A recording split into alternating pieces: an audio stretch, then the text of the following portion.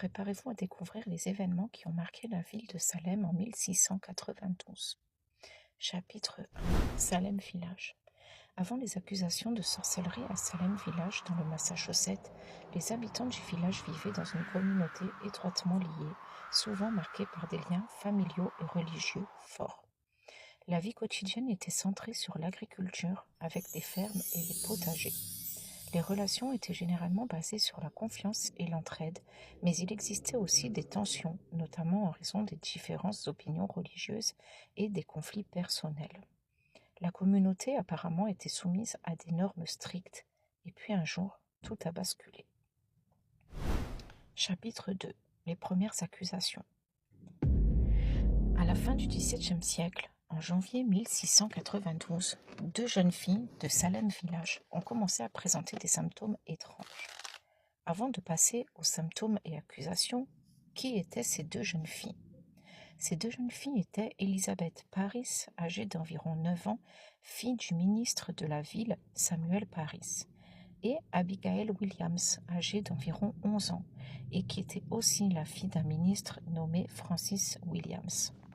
Un jour de janvier 1692, ces deux jeunes cousines ont commencé à montrer d'étranges symptômes.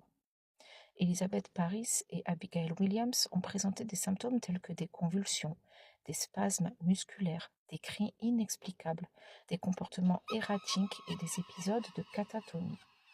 Elles affirmaient également ressentir des piqûres et des brûlures sur leur peau. Le médecin est alors allé les consulter et son diagnostic a été qu'elles avaient sûrement été ensorcelées, car ces symptômes seraient les manifestations de signes de possession ou de sorcellerie.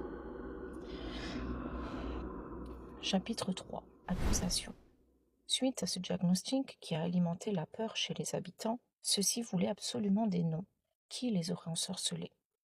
Et les jeunes filles commencent alors à donner les noms de plusieurs femmes de la communauté, mais d'hommes aussi, comme Tituba, Sarah Good, Sarah Osborne, Rebecca Nurse et bien d'autres femmes, et hommes comme Gilles Corey, tous jetés en cellule.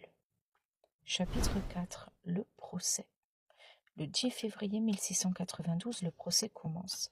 Un procès dont les preuves sont douteuses, les témoignages fantaisistes et où la peur et la paranoïa avaient pris le dessus. Au total, c'est près de 200 personnes qui sont accusées de sorcellerie, dont 20 vont être exécutées. Chapitre 5. La fin.